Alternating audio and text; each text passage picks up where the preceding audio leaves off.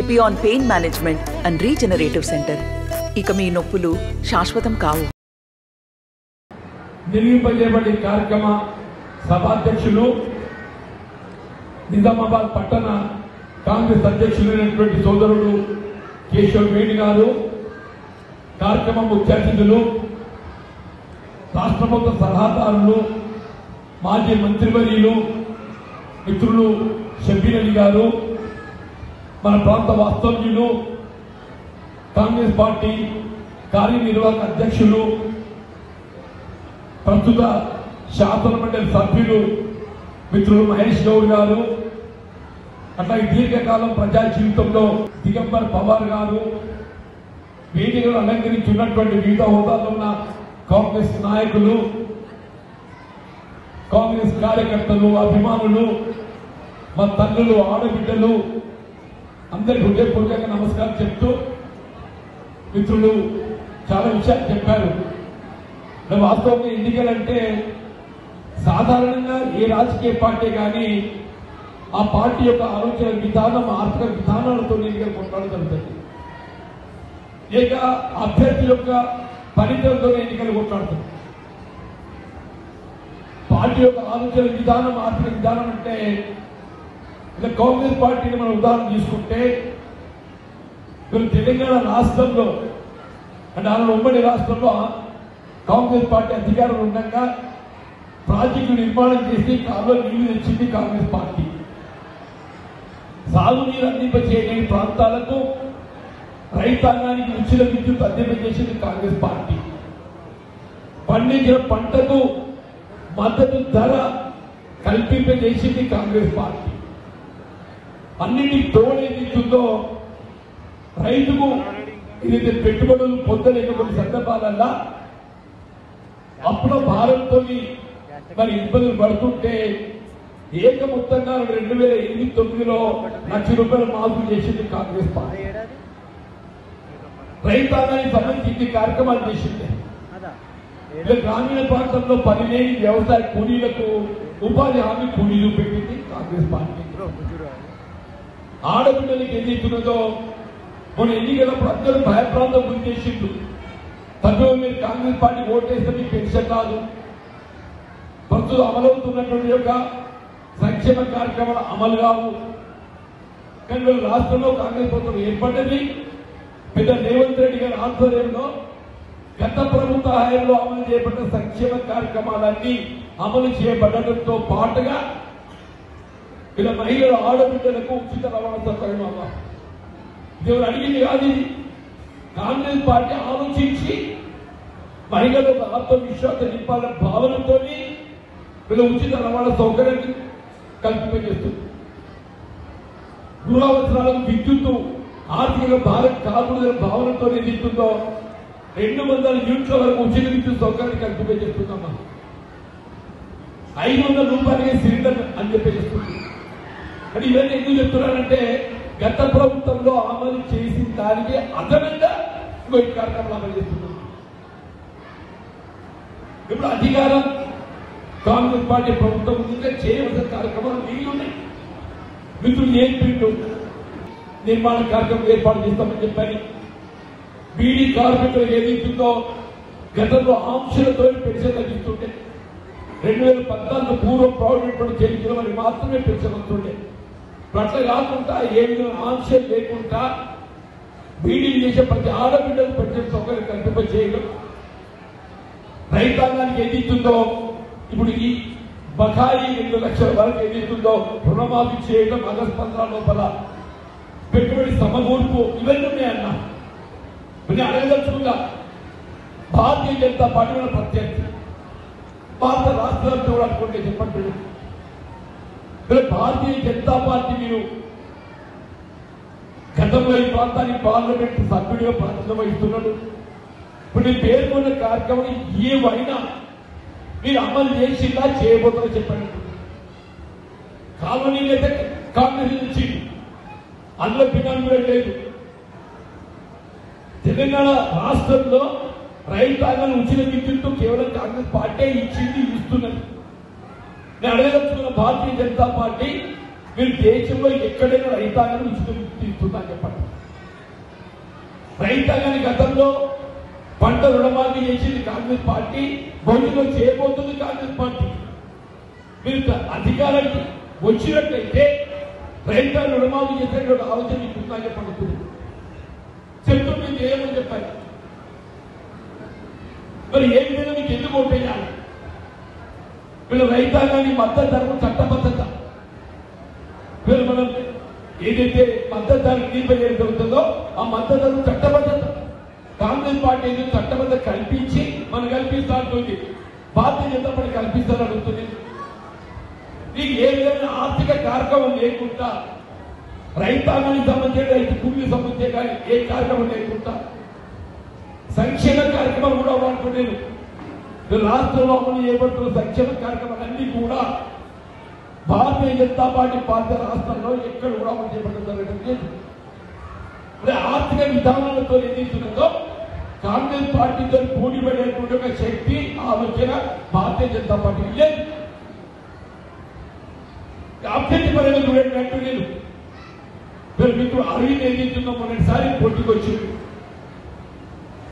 అందరూ కూడా ఏదైతుందో మరి చక్కెర కర్మాగారం నడుస్తున్న దాన్ని మరి పార్లమెంట్ సభ్యుల కవిత గారు ప్రభుత్వ పరం దాన్ని చేస్తామని చెప్పి నిర్ణయం మూసేసింది. పశువు రైతు గిట్టుబాటు కల్పింపజేయడం పసుపోటు అని చెప్పని తేలికపోయింది. మరి అరవింద్ ఏదైతుందో సరే మన ప్రాంత వాస్తవంగా చేతనటువంటి ఒక భావనతో రాజకీయాలకు అతీతంగా అరవింద్ని గెలిపించింది. అరవింద్ గెలిచిందే భాజపా భారతీయ జనతా పార్టీ కాదు, కవితమ్మను ఓడగొట్టాలనే ఒక భావనతో రాజకీయాలకు అతీతంగా ఏదైతుందో అందరూ కూడా అరవింద్ గెలిపించింది. ఏమంటే నేను నిజామాబాద్ అంటాడు, ఆయన చిన్న కాబోతుంది అంటున్నాను. నిజామాబాద్ ఏదైతుందో నగర సౌకర్యాలు స్మార్ట్ సిటీతో ముడిపడి ఉన్నాయి. నిజామాబాద్ స్మార్ట్ సిటీకి ఎంట్రీ చేయడానికి అన్ని అవకాశాలు ఉన్నాయి. కరీంనగర్ కంటే పెద్ద నగరం ఇది, కరీంనగర్ పెద్ద జనాభా ఉన్నది, కరీంనగర్ వైశాల్యం ఎక్కువ ఉన్నది. కరీంనగర్ స్మార్ట్ సిటీకి ఎంపిక అయింది, నిజామాబాద్ కాలేదు. ఎందుకు కాలేదు? ఎవరి వైఫల్యం ఇది? అరవింద్ వైఫల్యం అయితే కానీ నిజం గమనించండి చెప్పండి. ఇలా లింక్ రోడ్ ఉందన్నా చెప్పంటున్నా. ఓ పెద్ద డి శ్రీనివాస్ గారు ఈయన తండ్రి ఆనాడు ఆయన 2008-09 ఇవ్వని పుస్తకంగా చెప్పాను నేను.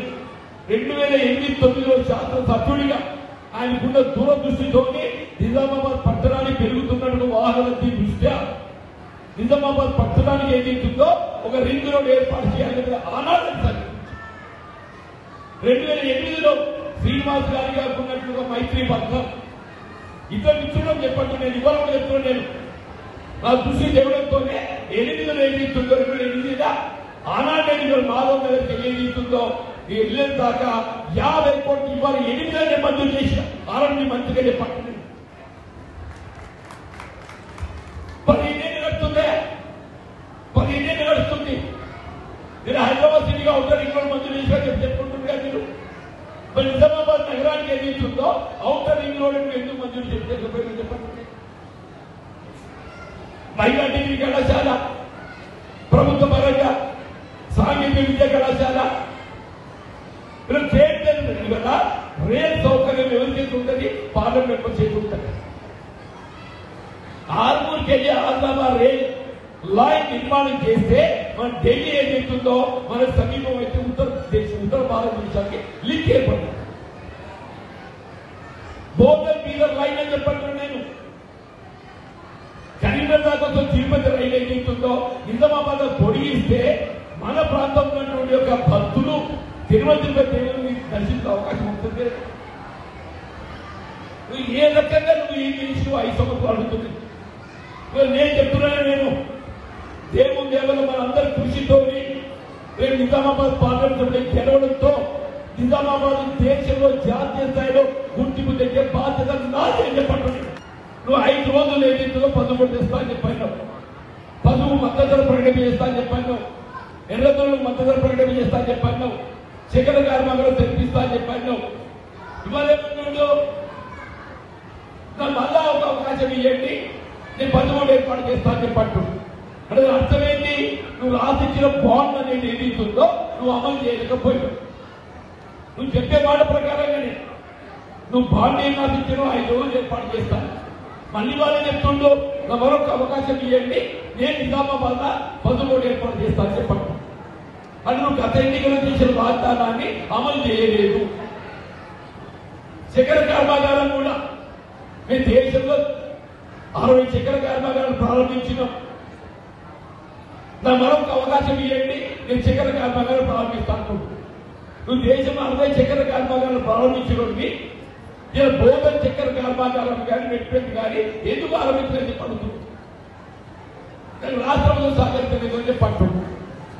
మరి అప్పుడు నీ రాష్ట్రంలో సహకరించలేదు, ఇప్పుడు కూడా రాష్ట్రంలో లేవు. రాష్ట్రంలో ఎవరున్నా కాంగ్రెస్ పార్టీ ఉన్నది, ఎవరో కాంగ్రెస్ పార్టీ ఉన్నది. నువ్వే అంటున్నావు రాష్ట్రంలో సహకరిస్తేనే కానీ కేంద్ర ప్రభుత్వం ఏదైతుందో నేను చక్కెర కర్మాగారాన్ని ప్రారంభించలేదు అని చెప్పాను. నువ్వు ఎప్పుడైతే రాష్ట్రంలో సహకరిస్తేనే కానీ చక్కెర కర్మాగారాన్ని ప్రారంభించలేదు అని చెప్పి పేర్కొంటున్నావో రాష్ట్రంలో నువ్వు లేవు, కాంగ్రెస్ ప్రభుత్వం ఉన్నది ఏం చెప్పండి నేను. అని వాళ్ళ చక్కెర కర్మాగారం ప్రారంభం కావాలి అంటే అన్లెస్ రాష్ట్ర ప్రభుత్వం చొరవ తీసుకుంటేనే కానీ చక్కెర కర్మాగారం ప్రారంభం కాదు. ఇది ఆయన అయితే మాట చెప్పడం లేదు. కాబట్టి మిత్రులు రేవంత్ రెడ్డి గారు ఏది ఉందో మన నిజామాబాద్ చెప్పాడు. బోధన్ కానీ వెట్టెలి కానీ 17 సెప్టెంబర్ ఇవాళ నా క్యాబినెట్ నిర్ణయం తీసుకుంటుంది చక్కెర కర్మాగారం ప్రారంభానికి 2025 డిసెంబర్ నాటికి నేను క్రషింగ్ ఆరంభం చేస్తా అని చెప్పని రేవంత్ రెడ్డి గారు పేర్కొన్న సమాబద్ధమన్నా. మరి నీ అవసరం ఏముంది అయ్యా, నీ అవసరం ఏముందని చెప్పంటున్నా. నువ్వు ఎన్నికలు చేసిన వాగ్దానాన్ని అమలు చేయలేదు. రెండక్కలు నేను పోటీ చేసే అవకాశం లేదు. కరీంనగర్ నిజామాబాద్ నాకు ఏమేమైందనంటే 2009 కన్నా ముందు నేను పార్లమెంట్ సభ్యులు పోటీ చేశాను. అప్పుడు జగిత్యాల తొరుట్ల రెండు కూడా కరీంనగర్. ఈ నియోజకవర్గాల పురుగులు ఏమైపోయింది, జగిత్యాల తొరుట్ల నిజామాబాద్ అంత భాగం. నేనేమైపోయినా నిజామాబాద్ అయిపోయినా, నేను నిజామాబాద్ అయిపోయినా. కరీంనగర్ పోదామని చెప్పంటేనేమో నువ్వు నిజామాబాద్ టీం చేసుకొస్తున్నావు అని చెప్పంటున్నావు. నిజామాబాద్ నేనన్నా నేను పరాయి పోతేనే నా సొంత ఇల్లు ఉండగా, నా సొంత ఇల్లులో సొంత నియోజకవర్గం నా పుట్టిన గడ్డ నా రాజకీయ జన్మనిచ్చింది జగిత్యాలని చెప్పంటున్నావు. నేను పోటీ నిజామాబాద్ చెప్తాను చెప్పండి. మా మిత్రులు షబ్బీలే కానీ మహేష్ గౌడ్ కానీ వాళ్ళు బదిలేదా చెప్పంటున్నా. కాంగ్రెస్ పార్టీ అధిష్టానం ఒప్పించే ప్రయత్నం చేయబోయిందని చెప్పంటున్నా. కాదు, నేను చేస్తే నిజామాబాద్ చేస్తే ఎందుకు జగించాల నా ప్రాంతం ఏదైతుందో నిజామాబాద్ అంతర్భాగం. మేము అందరూ కృషితో నిజామాబాద్ గెలవడము. నేను నిజామాబాద్ లో ఎప్పుడు అరవింద్ ఎక్కడ ఉంటాడో నాకు తెలియదు, కానీ నేను మాత్రం నిజామాబాద్ లో ఉంటాను చెప్పండి. అనుకుంటా నాకు తెలియదు. ఆయన నిజామాబాద్ జీవితానికి అలవాటు పడ్డా, నాకు అలవాటు లేవు. నేను ఎమ్మెల్యేగా జగించాలే ఉంటున్నాను. నేను ఎంపీ వెళ్తే నిజామాబాద్లో ఉంటా. ఎమ్మెల్యేగా ఎక్కడ ఉంటున్నా జగిత్యాల ఉంటున్నా. ఎందుకు స్థానికత జగిత్యాల నియోజకవర్గ పార్టీ వహిస్తుంది కాబట్టి అక్కడ ఉంటున్నా. రేపు ఎంపీ కలిసి ఎక్కడ ఉంటా, అవగాహన ఎక్కడుంటేనే నిజామాబాద్ లో ఉంటా అన్నా. నేను ఎక్కడ నిజామాబాద్ ఉంటా. ఎందుకు నేను నిజామాబాద్ ప్రాతినిధ్య వహితం అవుతున్నా కాబట్టి నేను నిజామాబాద్ చేయడంగా ఇక్కడే ఉంటాను చెప్పండి.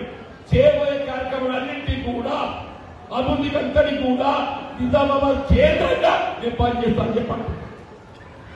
దయచేసి నిజంగా మీరందరూ కూడా చిత్త పెద్ద ఎత్తున అందరూ ఎత్తుంటే మీకు ఉన్నప్పుడు కానీ చెప్పండి. దాన్ని రోజులు గడుస్తుంది. నేను ప్రచారం ఆరంభించి 2 ఏప్రిల్ అనుకుంటాం ఆరంభించి 2 ఏప్రిల్ ఆరంభించి నెల గడిచి నెల రోజుల లోపల ఏదైతుందో మొత్తం నియోజకవర్గం అంతా కూడా తిరిగి ప్రచారం చేసి అన్ని ప్రాంతాల్లో సమస్యలన్నింటినీ కూడా గ్రహించి రేపు ఎంపీగా గెలవడంతో ఏదైతుందో ఈ ప్రాంతాన్ని ఏ విధంగా అభివృద్ధి తీసుకుపోతుంది అనే భావనతో ఏదైతుందో నేను ముందుకు పోతున్నాను. కానీ ఈ కార్యక్రమాన్ని ఏర్పాటు చేసిండ్రు సోదరుడు భక్తవత్సరమే కానీ మా లలిత మా ఆనాటి నుండి ఈనాటి వరకు కూడా ఏదైతుందో ఒక ఆడపిల్ల లేక నాకు అండగా నిలబడుతున్నాం. మా కవిత రెడ్డి గారు ఏదైతుందో పాప వృత్తిపరంగా వైద్యురాలు, ఆయన ఒక సోషల్ సర్వీస్ సేవా దృక్పథంతో ఏదైతుందో ఆ అమ్మాయి ముందుకు వచ్చి నేను మీ తోడు నిలబడతానని పడుతుంది. పవర్ గారు ఏదైతుందో మరి ప్రజల ఎమ్మెల్యే కూడా పవర్ గారి ఆధారం చెప్పండి, నా జీవితం ఆ ఓటుతో సంబంధం ఉందని చెప్పండి. నాకు ఆరంభంగా ఏది పెద్ద కార్యక్రమంగా ఏర్పాటు చేసింది. హృదయపూర్వక ధన్యవాదాలు ఎప్పుడో చెప్పంటున్నా. ఆశ్రమ మన షడ్డీ సాకు మహేష్ అన్న చెప్పండి. మీరేదో ఈ గెలుపు నా గెలుపు కాకుండా మీ గెలుపుతో భావించి ఏదైతుందో మీరు గెలుపుతో కృషికి మీ హృదయపూర్వక ధన్యవాదాలు చెప్తున్నాను. తప్పకుండా మీకు గెలుపు తప్పకుండా మీకు గెలుపు. మీరు చేసే కృషి ఫలితం పొందడమే కాదు, ఫలితం పొందిన తర్వాత కూడా మీ గెలుపులో జీవన్ రేట్ ఏదైతుందో మీ గౌరవం నిలబెట్టే విధంగా మీరు పనిచేస్తారని చెప్పి కూడా ఇక్కడ సభముగా మనం తెచ్చి తెలుగు. నమస్తే అండి. ఇది వ్యాపారం గురించి కాదు, ఓటు గురించి. ఎన్నికల్లో ఓటు వేయడం మన హక్కు మాత్రమే కాదు, కర్తవ్యం. ఎంతో మంది మహా నేతలు శ్రమించి ప్రాణత్యాగం చేసి ఈ అవకాశాన్ని మనకిప్పించారు. అందరూ ఓటు వేద్దాం. ఎందుకంటే ఓటు హక్కు ఊరికే రాదు. నా ఓటు ఎవరికో తెలుసా? అది సీక్రెట్ అండి.